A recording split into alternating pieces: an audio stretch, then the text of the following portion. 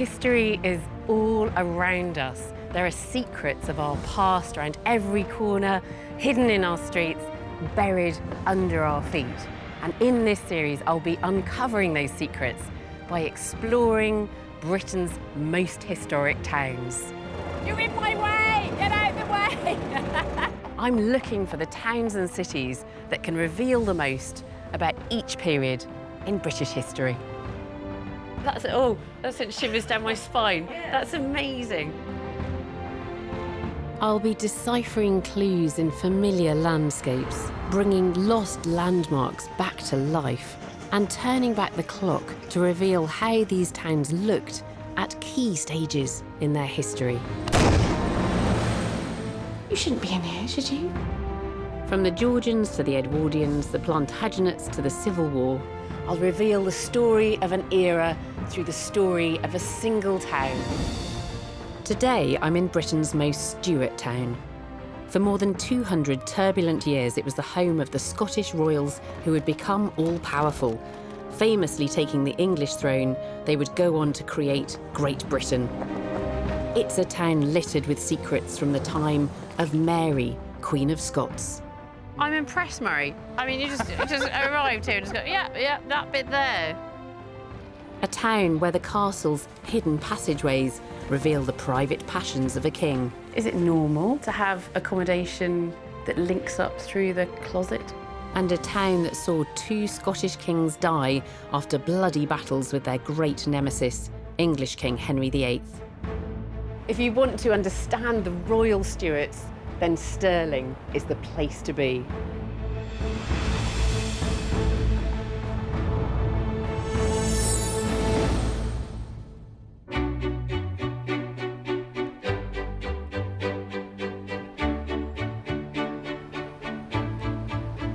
The modern city of Stirling lies nestled in the Forth Valley. It forms the gateway to the Highlands. And it's a bustling, thriving city, full of families, thronged with tourists who flock here to see the picturesque castle and its historical monuments. But back in the Middle Ages, the history that draws people here today was happening, and life in Stirling was far from relaxed and peaceful. It was the Stewarts who would establish Stirling as a royal stronghold. For over 2 centuries, the family had its roots here and clung on to power in the face of constant political turmoil. Scotland was a small nation and found itself being used as a pawn in the power struggles between those great European rivals, England and France. But after generations spent fighting with their English enemies, it was the Scots who would eventually emerge triumphant. A Stuart king would ultimately inherit the English throne, a move that would lead to the creation of Great Britain. It was anything but a smooth journey.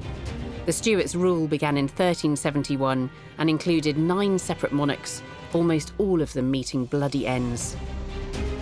Starting with James III, who in 1488 lost his crown in a bitter family feud.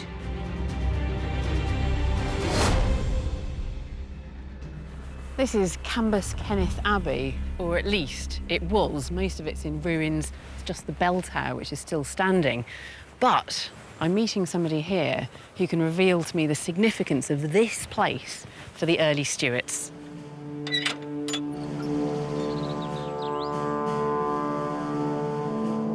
Historian Dr. Claire Hawes is an expert in Scotland's medieval politics.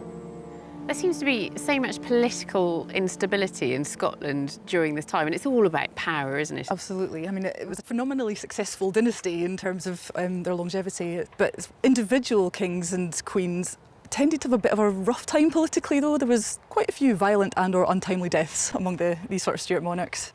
There were a lot of noble Stuarts in this period as well. It was a very big family. So there were sort of familial tensions and territorial tensions and these kind of things as well. Yeah. So James III is now King of Scotland. Yep. how does his reign go? Are there political tensions throughout that as well? Huge political tensions. It's very difficult. He faces 2 rebellions during his time as king, and then he died near here in the field at Sauchieburn, fighting a rebel army led by his son, who was then to become James IV. Yes. It's a very dangerous thing to be a Stuart king. Yes. So James IV came to power then, having dispatched his father. Yes. Yeah. Yes, absolutely. And James III is buried right over there. Just here? Yep. James III's reign had ended on the battlefield in a rebellion fronted by his own son. The regicidal James IV now had the keys to the Scottish kingdom, but it was a kingdom divided. The new king needed a secure base from which he could exert control. The Stewarts had several royal residences: Edinburgh Castle, Falkland Palace in Fife, and Linlithgow Palace, but it was Stirling, with its castle sitting high up on a rocky crag, where James IV felt most secure. The strategic importance of Stirling becomes obvious when you look at its position in the landscape, as archaeologist Ben Robinson can see from the air.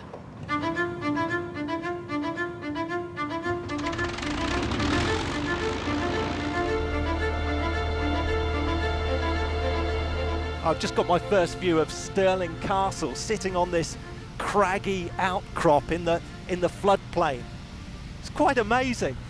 And it's a real gateway location. It's right on where the highlands start and where the lowlands begin. And the key to this area is the River Forth. If you're to get from the lowlands into the highlands, you need to cross the Forth. And this castle is the defensive key to this whole area. It overlooks everything. It's a crucial bridge. It's an immensely strategic location. If you want to capture Scotland, you have to capture this castle. King James now had his fortress, and he would need it. In the late 15th century, the Scots were caught up in the power struggle between England and France. For years, the Scots had decided it was a safer bet to build an allegiance with the French rather than the English. James IV wanted to maintain and strengthen these links to the continent and expand Scotland's influence. And you can see the scale of his ambitions here in the great hall he built at Stirling Castle. This is a fantastic space, isn't it? Yeah, that's about the grandeur. That's about getting the impression of status and power. I'm meeting Professor Michael Brown to find out how King James IV tried to balance Scotland's delicate relationship with England and France. What would have happened in this great hall? What does James IV build it for? All the 15th century Stuart kings are really concerned about the way they stand in Europe, the connections they can make. But I think by the time you're getting to James IV, it's not exactly an obsession, but it's certainly something which is central to his policy. So building a great hall like this is not simply meant for entertaining or impressing Scots. It's meant to receive embassies from other kingdoms, people coming to his court, who are then going to take their impressions back to their employers, to their rulers.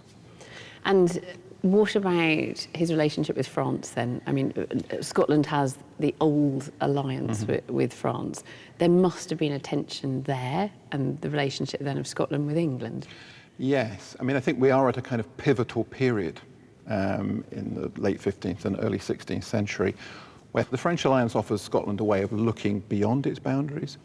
But then, in the early 1500s, he makes a peace treaty, the first formal peace treaty with England for over 150 years. And it's followed by a marriage to Henry VII, Henry Tudor's daughter, Margaret Tudor, which takes place in 1503 and is celebrated as the union of the thistle and the rose. Yeah, I mean, this does bring the two kingdoms very close together. And so then what happens? I mean, these alliances with England and France, which one comes to the fore? I think there's a tension. You know, James is, in a way, playing off both sides, but wants to be recognised as a player. And that's the problem, I think. In the early 16th century, James IV was playing high-stakes political poker. He'd signed a peace treaty with England and even married Henry VIII's sister, Margaret Tudor, but he'd continued Scotland's old alliance with England's enemy, the French. It was a risky strategy. Keen to secure his position as a European king to be respected, he also needed to strengthen his military. And from his vantage point at Stirling, James IV looked towards the sea. I'm travelling just a few miles out of Stirling to visit an archaeological site that I think might provide the key to understanding the scale of James IV's naval ambition. Here on the River Forth, archaeologists have uncovered remains that date back to the time of James IV and what appears to be a naval dockyard. Shall I stick that on? Yeah, please? of course. Yeah. Then I'm a proper member of the team. I'm meeting coastal archaeologist Ellie Graham to find out more. It's quite incredible today because you just look at this landscape and there's nothing really to suggest that there was a big docks here in the Middle Ages. It's amazing how much this landscape has changed actually in the past 500 years. But one of the first clues was a map drawn in the late 16th century and it actually shows 3 little ships at the mouth. Yeah. And then when you look into things like the treasurer's accounts, for James IV's court, they'll need detailed payments for all sorts of things associated with the dockyards, from timbers. There's records of various shipwrights coming down here, carrying out maintenance, and James himself visiting the ships here on a number of occasions. So far, the dig has uncovered some remarkable evidence. The stonework of a long-lost pier, and even seashells, showing that this area was once right at the water's edge. Can you grab the other side of this handle? Down to the bottom. Shouldn't be. There's more work to be done. There we go. Okay. If we can find signs of buried black sediment here, this would indicate traces of a channel marking the entrance of James IV's lost docks. There we are. Just the last little bit. So do you want to do the honours? That has changed there, hasn't it? Absolutely. Yeah, it's paler grey here. Yeah. This is more like the sort of material I might have expected in a channel. That sort of, there's no structure to it, so it hasn't just been laid down and built up gradually. This could be part of the channel. Fantastically. I'm so excited by this. And it seems as though it's all set up, and it's not at all, because Ellie thought we wouldn't find anything and she thought it would just be edge of the estuary. And here we are, there we go. I think this proves it. This was James IV's docks, or the entrance to it, right here. The work being done here has uncovered forgotten traces of a truly massive site that reveals the huge ambitions James IV had for Scotland.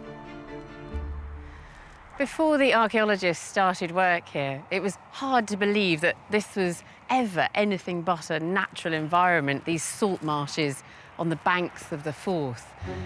But if you imagine yourself slipping back to the time of James IV, it's very different.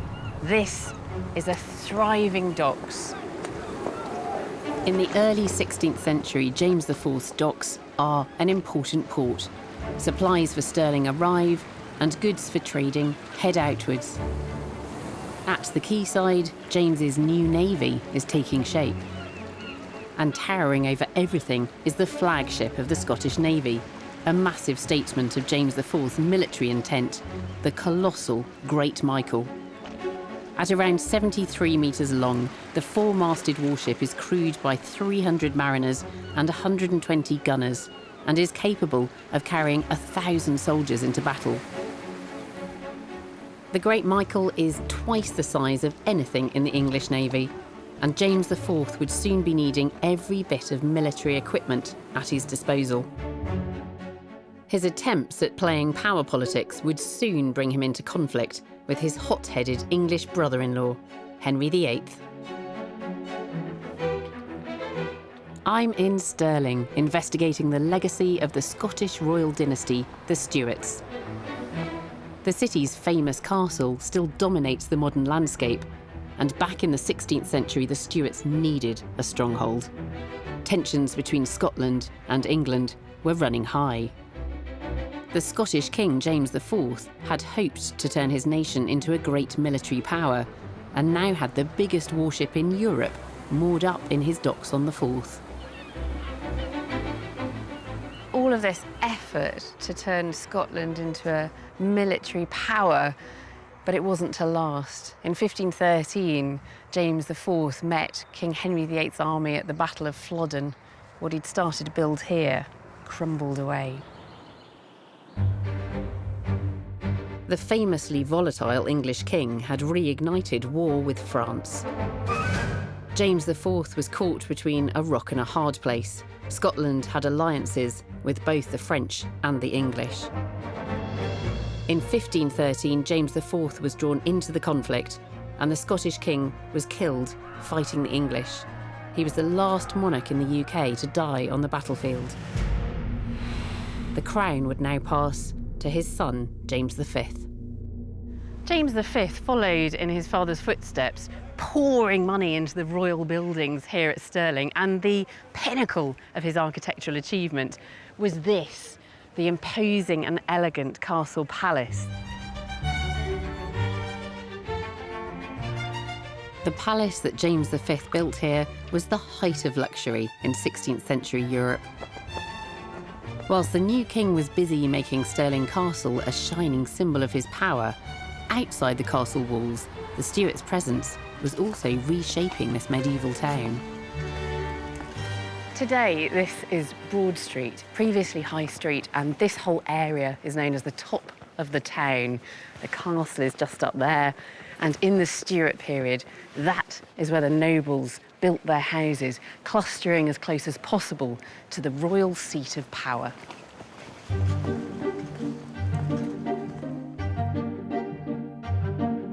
In the time of James V, the growing population of his royal capital was packed along the slopes of this relatively small town and created big issues. I'm meeting local historian John Harrison to find out what life was like for real people living in pre-industrial medieval towns. John, what would it have been like for the people of Stirling outside the castle, living in the shadow of the castle? If you think of it seen from outside, you have the castle at the top, and that's the seat of royal and military power. The sort of area where we are now is one of the more prestigious sort of parts of the town proper, exemplified by the church just behind me. So the here, kind of example. next tier of society. And then as you move down the hill, there is a tendency for the social standing and the wealth of the people who live there to go down. And at the very bottom of the town, there's a street called the Dirt Row. And this is trickle-down economics, and you can see what trickles down this long hill. So it's actually called Dirt Row? It's called the Dirt Row. That is Dirt Row? Dirt Row. Yeah. But a lot of towns have streets like that and a layout like that. There's a Foul Vennel in Dunfermline. There was a Shitwind in Glasgow. Really? And So Stirling's say it not like alone. it is, not alone. So Stirling would have presumably stunk to high heaven. We've got to be clear that all pre-industrial towns stank to high heaven. Right, it's not just Stirling. What about all the human waste and the manure, though? I mean, what happened to that? It had to go somewhere. It was a huge issue and very contentious. In theory, people are supposed to put, for example, their stable and bio waste out in a heap in the street a day or two before it's going to be removed, and then it should be carted out to the fields. But in practice, of course, what happens, a lot of it just gets washed down the street whenever there's a rainstorm. It's eventually going to get to the Dirt Row at the bottom of the town. So you've gone from the castle with the royalty, the nobility living just below the castle, and you're gradually going lower and lower and lower in society until you've got the people living at Dirt Row. It's not an absolute division, but the tendency is the elite at the top and the poor at the bottom. The management of animal and human excrement was a real problem in 16th century British towns. Access to clean drinking water could also be an issue. But then, our medieval predecessors didn't just drink water.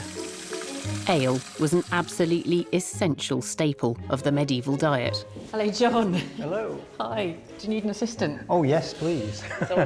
I'm meeting master brewer John Reed in the original kitchens of Stirling Castle.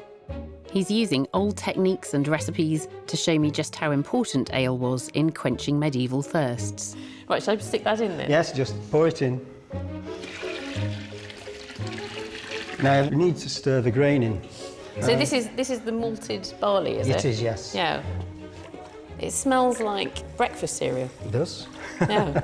Just cover it up. This was a way that they would have trapped the heat in there. Yeah. So how long are we going to leave it then? 45 minutes, an hour. This is slow television then now. 45 minutes of waiting for this to cool down a bit. So John, who was drinking ale at this period? Everybody was drinking ale. Ale was a liquid bread. So bread and ale were the staple diet for the vast majority of people. 80% of their diet was bread and ale. It was an easy way of getting carbohydrates, keeping hydrated, especially if you imagine that the lifestyle then was more energetic, less sedentary than it is now. Yeah, it's an energy drink. It's an energy drink, yes. So ale is important as a foodstuff in its own right, but I presume also as a way of hydrating. It's safer than drinking water in a city. Very much so, yeah. In any urban town, there would be a lot of industries using the same water supplies. So in an urban environment, yes, definitely, it would be a safe way of getting liquid inside you. Well, do you think we've been chatting quite a while now? Do you think we're ready for the next stage? Oh, definitely. Yeah. Here it comes. And actually, if you put your finger in and lick it... Oh my goodness, it's sweet. It is. So that has converted the starches that we know are in there into sugars. That's astonishing. We haven't put any sugar in that. No sugar at all. That's really sweet. Now this presumably is not ale yet because it hasn't fermented. No. And these are dried yeast from the previous ale that I brewed, and they would keep it and store it. And next time they do a brew, they throw that in, and that would start the fermentation. And how long does it then take to turn this liquid into ale? Anywhere between 2 days and 10 days. So, John, we don't actually have time to wait for this to ferment. I'm rather hoping that you might have something you made earlier. Yes, I have. Can I have a taste? By all means. It's very elderberry-like, but it's... I'm hoping it tastes better than my dad's elderberry one. I shouldn't say that. He'll watch this and kill me.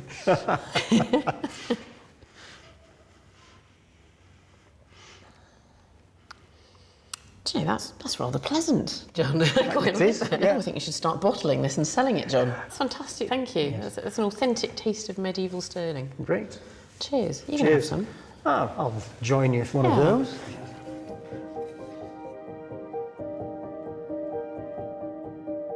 King James V may have shared his subjects' taste for Scottish ale, but it was his taste in all things French that would dominate life at the court. The new palace he built here was styled like a French chateau, reflecting his political leanings. Continuing the old alliance, he married a French princess. When she died, he quickly married another French noblewoman, Mary de Guise. I'm talking to Professor Michael Brown again to find out more about James V's French connection. What kind of a king was he then? What was he doing politically?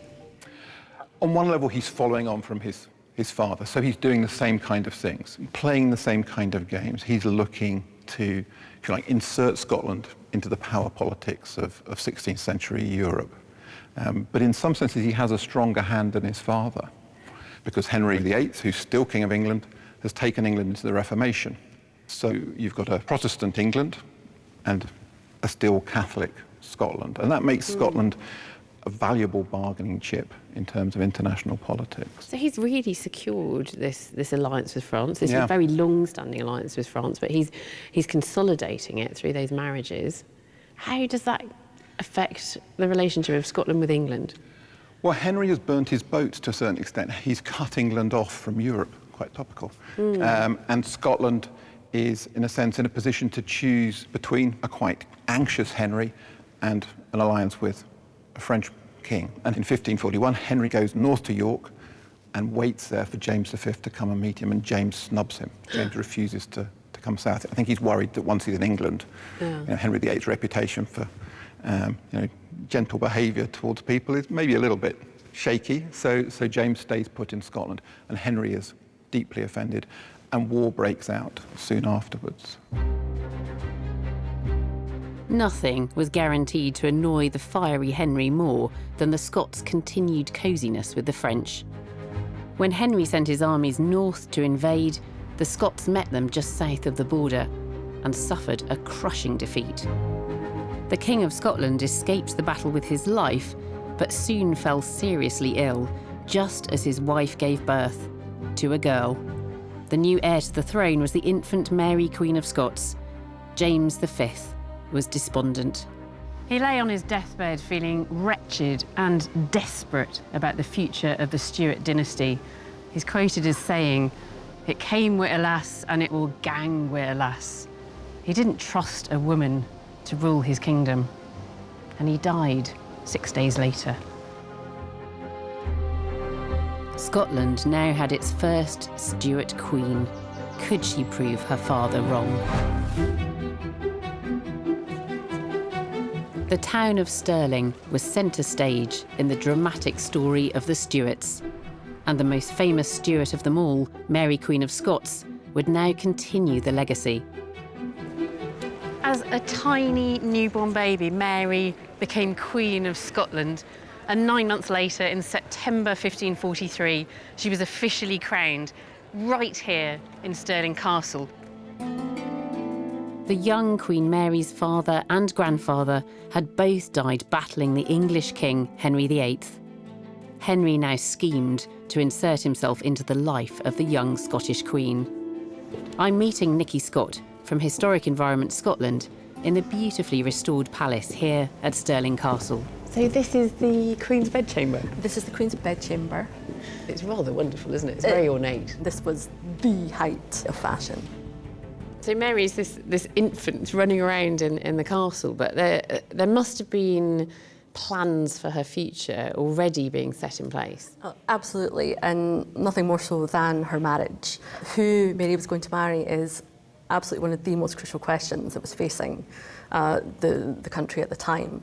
Does she marry into England, thus allying Scotland with its old enemy? Does she marry France and preserve the old alliance? Yeah, that's what she can do for Scotland. She can secure an allegiance. Yes, absolutely. Yeah. And if she can secure peace or a treaty with one of those sort of great kingdoms, then that's going to be of massive benefit to the country. Yeah.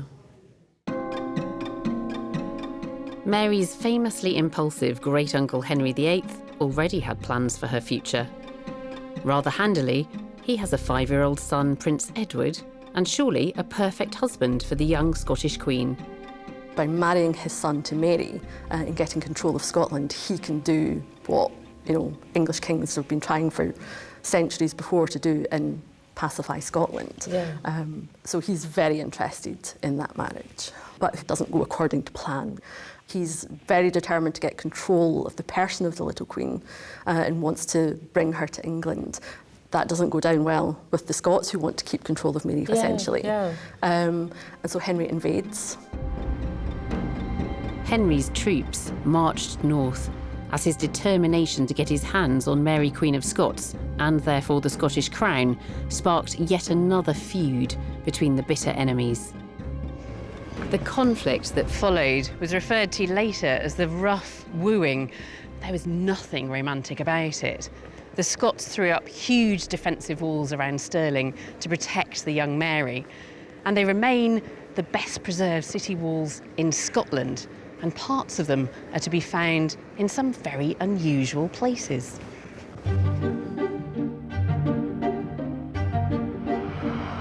I'm meeting historian and archaeologist Dr. Murray Cook. Hi. Hi Alice, how are you? In the delivery yard of a shopping centre. After you. So this is 16th century? This is the 16th century bastion, known as the Thieves' Pot, built to deter Henry VIII. So is this 16th century too? Some of it's been rebuilt, Yeah. but this is definitely 16th century here. So the bastion is part of the city wall, so if you've got a city wall, you need to be able to defend it. Yeah. This is a 16th century gun loop. Oh, right. For a So- small cannon. For a very small Yeah, cannon, it would still yeah. do a lot of damage. And then up here, well, here we go then. There we are. Out of the medieval into the 21st century shopping centre. It's weird. I feel as though I've just time travelled. Look, take me back to the 16th century. Are there Yes. any more of these walls to Oh, find? yeah. Take me there. Yes, let's go. Stirling's old city walls defended the southern perimeter of the town. Along the pathway below the castle, there's some unusual Royal Stewart archaeology. You see all this, the slopes are gone, there's no vegetation on it. Yeah. All of this is the castle midden. All of it's the rubbish from the king's old buildings up above us. Yeah. And what we're looking at here is 800 years of everything that was consumed in the castle dumped over the side. So That was the normal thing to do, was it? You just, yeah, you just got your rubbish and you just chuck it over the side. So did you find any material that dated back to the time of the Stewarts? lots of stuff with the Stewarts, lots of stuff that was thrown over when Mary Queen of Scots was here. Can you see any now? If we may have to wander up and down a bit. Oh, no, Yeah. look. What's that? That is medieval. I'm impressed, Murray. I mean, you just arrived here and just go, yeah, that bit there. So this is the local clay being made into pot. It is wheel turned, and you Yeah. can see fragments of the glaze on the outside. Yeah, little spots of it just still glinting in the sun there. This is easily 15th, 16th century. Yeah. And we didn't plant it. That's fantastic. It could have been there in the royal kitchens on the royal table. The young Mary, Queen of Scots, was kept safe from the clutches of Henry VIII within these city walls. And it was during this time that the Royal Stewarts helped give Scotland its national obsession. I'm meeting curator of the Stirling Smith Museum, Michael McGuinness, at the training ground of Stirling University's women's football team, and he's brought along a remarkable object. Okay, this is a very historic object. So we're going to wear some gloves. This is the oldest football in the world and associated with Mary, Queen of Scots. That's amazing. And it's intact. It's intact. Tell me about how it was found then. It was found during renovation work in the Royal Palace, in between rafters above the Queen's bedchamber. That's amazing. Do we know about the date of it then? We can be fairly accurate because we know the roof panelling and the room in general were decorated in the 1540s. Yeah. It's not any later than that. So what was the game of football like in the Stuart period? Well, there was a game which was a violent mass sport played in the streets involving potentially hundreds of people fighting essentially over the ball. But the Stuart kings were playing a different game. We know that Mary watched the game and it's described that there was 20 people playing it, 10 a side. They played for 1 hour and they changed sides. Michael, it sounds to me like we could make a fairly good case for the Stuart kings and queens were instrumental in the early evolution of the beautiful game. Totally, absolutely. Go for it. This 500-year-old football is officially recognised as the oldest in existence. Michael wasn't up for us having a kickabout with his precious original object, but he brought some replicas. It's a bit different, isn't it? Yeah, it is. Yeah. So much lighter than I thought. If we played with it in a normal game, then it'd probably be burst in the first 10 minutes. Yeah. It's lighter than a normal football then, smaller and lighter.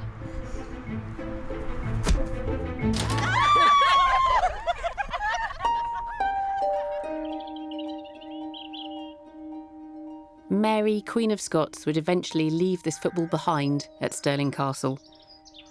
Henry VIII still wanted control of the young queen, but at just 5 years old, she was smuggled out of Scotland and sent to France, where she would marry the king. But he died in 1560 after just a year on the French throne. In England, Henry VIII was long dead, and Elizabeth was now on the throne. And the widowed Mary returned to her Scottish kingdom. To find out about her return, I'm meeting Nikki Scott again. So Mary comes back to Scotland then, back to the castle, back to these rooms that her father designed. Yes, back to the rooms her father designed and which are now her rooms as the monarch. How old is she when she comes back to Scotland? She's still a teenager, 18, 19 years old. It's a complete lifestyle change for her. She's used to a life of luxury in France and suddenly she has to come back and be a reigning queen in a country that's gotten quite used to managing without the presence of the Queen, thank you very much, and to a country that has just had a religious reformation. So she's now the Catholic Queen of a Protestant country, which obviously creates difficulties for her as well.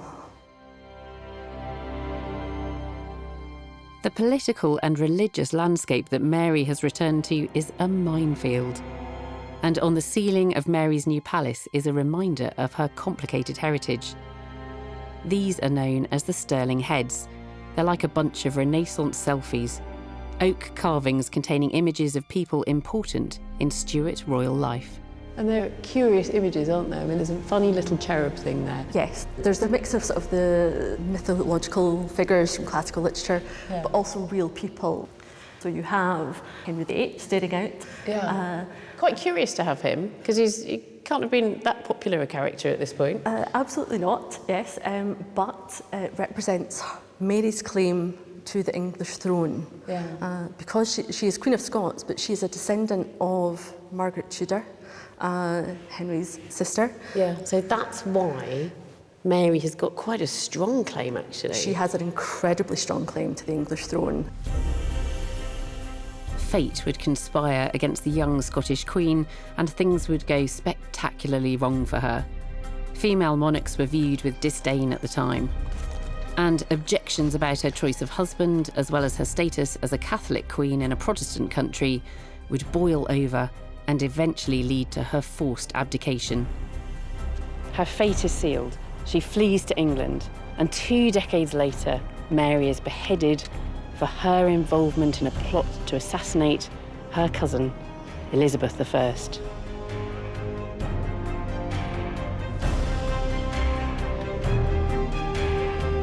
Scotland's queen may have fallen, but in true Stuart style, she left a young heir, her son, James VI. James VI had been baptised a Catholic at the Royal Chapel inside Stirling Castle, but when Mary abdicated, the 1-year-old James was brought here to the newly reformed Church of the Holy Rood to be crowned a Protestant king.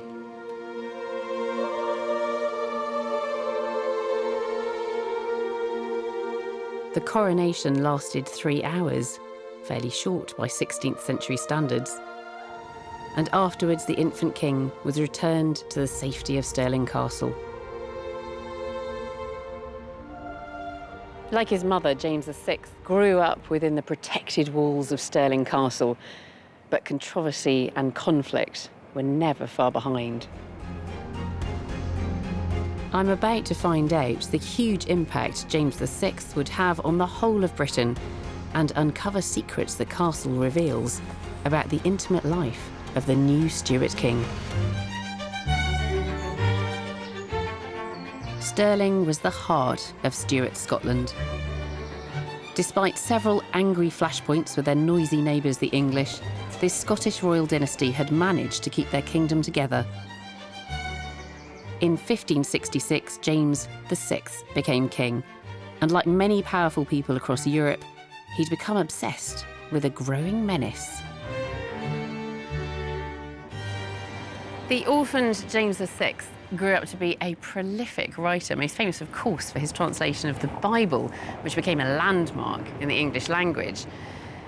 But he also wrote this peculiar little book, which would have a profound effect on the lives of ordinary women. It's called Demonology, and it is a vitriolic attack on witchcraft.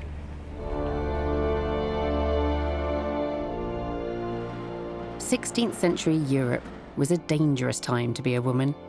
With constant political and religious upheaval, the powerful looked for scapegoats, and some believed there was an organised female conspiracy threatening their kingdoms. Witchcraft was a genuine fear. With King James VI verging on obsessive with all things mystical, Stirling was caught up in the craze. I wasn't quite expecting to land up in a car park. I know, it's a beautiful surrounding, isn't it? So elegant, so pretty. And there we are, hidden underneath a wall and lots of ivy, St Ninian's Well. I'm with Dr. Joyce Miller, an expert in Scottish medieval witchcraft, to explore this ancient well. So would this have been particularly attractive for local witches, do you think? Yes. There was one case from the 17th century when a woman called Bessie Stevenson was accused of witchcraft and described using the water from the well for healing practices. So what would she have been doing in there? Can we go inside? Yes, let's go inside and have a look. Oh, spooky. So this is it. So water here would be used for healing. That's what she was recommending. And what would that involve? Well, she told people to come and wash their clothing in this water, very clear water, and that would be a form of cleansing. She also incorporated herbs. She incorporated other features such as threads and belts for different kinds of conditions. None of this sounds particularly malevolent or threatening. No. What happened to Bessie in the end? In the end, she was executed, sadly. It does demonstrate that there was no one thing that defined anyone as being a witch. It was how those in authority perceived actions. Yeah. And that could be seen as a crime, punishable by death. Yeah. It's extraordinary. It is fascinating to come here to talk to Joyce about witch hunting. And I think that it's also interesting to look at how involved the king was with witch hunting. James VI attended trials all across Scotland and personally took part in the persecution of suspected witches. But it wasn't just evidence of his pursuit of witches that James VI left behind. There's also evidence of affairs of a more personal nature. Castle guide Ross Blevins has agreed to take me to the king's secret apartments. So this is the king's closet behind his bedchamber. But the chances are he used it more as an office, as an oratory. But it also contains a secret staircase. Can we go and take a look upstairs? Oh, there's a door. Ah, there's a door here. Oh. Ross, this is a costume store now. It is. What was it? Well, we're up on the top floor of the palace, immediately above the king's apartment. So originally, these were rooms that were used for the king's friends. Is it normal to have accommodation that links up through the closet?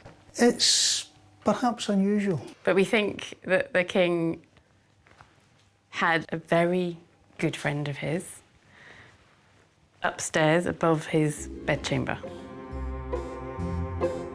That very good friend was George Villiers, a commoner who rose through the ranks to become one of the king's closest advisors. But rumours abound about the exact nature of their friendship. We know that the king was very friendly with Villiers, and he did come up to Scotland with the king in 1617, but I'm sure it was a perfectly innocent arrangement. Yeah. The king was a respectable married man, devoted to Anne of Denmark. I'm sure there was nothing untoward in his friendship with Villiers. Do you know, though, if I was Anne of Denmark, I'd have been really suspicious about the king having Villiers in this room above his bedchamber. Well, you may have grounds for suspicion, but who can say? During the 16th century, homosexuality could be punishable by death. Even for a king, this was a dangerous liaison. The secret staircase is only suggestive, but there are historical clues about this monarch who would be referred to as Queen James. I think the king was aware of the rumours that surrounded him at the time, and he was willing to defend himself. So in 1617, he addresses the Privy Council, and this is what he says. I, James, am neither a god nor an angel, but a man like any other. Therefore, I act like a man and confess to loving those dear to me more than other men. You may be sure that I love the Earl of Buckingham, Villiers, more than anyone else, and more than you who are here assembled. I wish to speak in my own behalf and not to have it thought to be a defect. So he was incredibly open about his love of Villiers. What we'll never know is what went on behind closed doors up in Stirling Castle. But I think it is obtuse not to accept that James was a gay king. Whilst King James VI was pursuing his passions here in Scotland, it was events unfolding down south that were about to transform his future. His distant English ancestry was about to have dramatic consequences. When Elizabeth I died childless, James VI, the great-grandson of James IV and Margaret Tudor, was next in line to the English throne. The Scottish king was about to become king of England too.